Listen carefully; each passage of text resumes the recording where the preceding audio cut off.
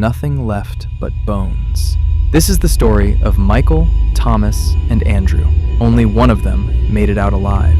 Michael, Thomas, and Andrew were 16 years old. They were best friends. They first met online playing the game Roblox Rivals. They played every single day for 2 years. They were a great team. Finally, they decided to meet in real life. They planned a winter trip to a large cabin deep in the woods. It was far away from the city. No neighbors, no roads, just heavy trees and the cold wind. They arrived at the cabin just as it was getting dark. The cabin was old and made of dark wood. As soon as they walked inside, Thomas did something strange. He closed the heavy front door. He locked it with a big metal key. Then, he put the key deep inside his pocket. Michael laughed. "Hey man, why did you lock us in?" Thomas did not laugh. He looked at Michael with empty, cold eyes. "To keep us safe," he said. His voice was quiet. Andrew felt a bad feeling in his stomach, but he ignored it. They were friends. The next morning, things got worse. A massive snowstorm hit the woods. The wind was screaming outside. The snow fell so fast, it covered the windows in just 2 hours. It piled up high against the door. Andrew took out his phone. He wanted to call his dad. He looked at the screen. No signal. He showed it to Michael. Michael checked his phone too. Nothing. They were completely trapped. No way out. No way to call for help.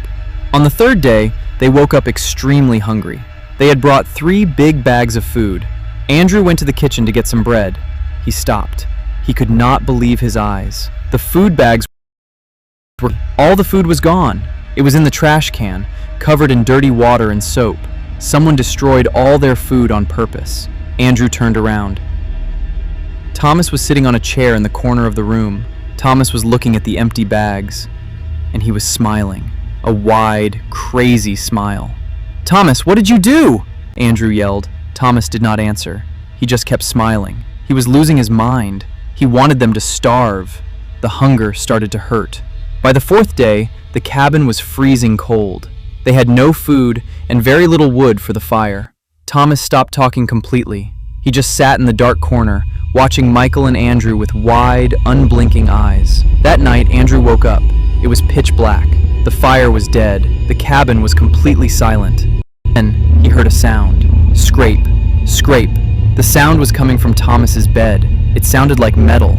Thomas was sharpening a long hunting knife. He was doing it slowly in the dark. Andrew felt cold sweat on his face. He touched Michael's arm. He whispered in Michael's ear, "Wake up. We have to leave right now. Thomas has a knife." Michael woke up. He was terrified. They quietly stood up. They walked softly to the front door without making a sound. Andrew pulled the door handle. It was locked. Thomas in his pocket. Suddenly, the scraping sound stopped. A bright flashlight turned on. The light hit Andrew and Michael in the face. Thomas was standing right behind them. He was holding anymore. His face was angry and twisted. "Where are you going?" Thomas whispered. Thomas jumped forward. Michael pushed Andrew out of the way. "Run, Andrew!" Michael screamed. Andrew fell to the floor and rolled under a heavy wooden dining table. The flashlight dropped and broke. It was completely dark again. Andrew held his breath. He heard fast, heavy footsteps. He heard the sound of a terrible struggle. He heard Michael cry out one time. Then, a heavy sound hit the floor. Then, silence. Michael stopped crying. He stopped breathing. Thomas got him. Michael was gone. Andrew was under the table, shaking with fear. He heard slow footsteps walking toward him. Step, step. Thomas was looking for him in the dark. Andrew knew he was next. He reached his hand out in the cold dark. He touched a heavy piece of wood from the fireplace. He grabbed it tight. The footsteps stopped right next to the table. Thomas kneeled down. He reached his hand under the table to grab Andrew. Andrew did not think. He swung the heavy wood as hard as he could. Bam! The wood hit Thomas hard on the side of the head. Thomas fell backward. He hit the floor very heavily. He did not move. Andrew waited under the table. 10 minutes passed. An hour passed. Thomas never moved again. Andrew had saved his own life. When the morning sun came up, Andrew saw the room. His 2 best friends were on the floor. They were never waking up. Andrew was all alone. He tried to open the door, but the snow outside was now higher than the roof. Even with the key, he could not push the door open. He was locked inside with them. Days passed. 3 days, 5 days? Andrew drank melted snow from an old cup, but water does not stop the hunger. Have you ever been truly starving? Your stomach shrinks. It feels like sharp claws are inside you, scratching your stomach. You feel dizzy. Your vision gets blurry. Every breath hurts. Andrew sat in the corner. He wrapped himself in 4 blankets. He was getting weaker every single hour. He knew nobody was coming. The winter storm was still blowing outside. A week passed. Andrew could not stand up anymore. His legs would not work. He looked at his hands. They were just skin and bones. He was shaking all the time. Andrew's brain started to play tricks on him. He forgot where he was. He forgot his own last name. The hunger took over his brain completely. He became like a wild animal trapped in a cage. He looked at Thomas on the floor, the boy who tried to kill him. Then he looked at Michael, his best friend. Andrew's stomach made a loud, painful noise. The pain was unbearable. He was dying. He had to survive. He had to eat something, anything. There was no food in the kitchen. There was no food in the bags, but there was meat in the room. The freezing air kept everything cold and fresh. Andrew crawled on the floor. He moved very slowly, pulling his heavy body across the wood. He reached out with his weak, shaking hand. He closed his eyes tightly. Hot tears ran down his dirty, freezing face. "I am sorry, Michael," Andrew whispered to the empty room. "I just want to go home." He opened his mouth. He leaned down over Michael's frozen arm.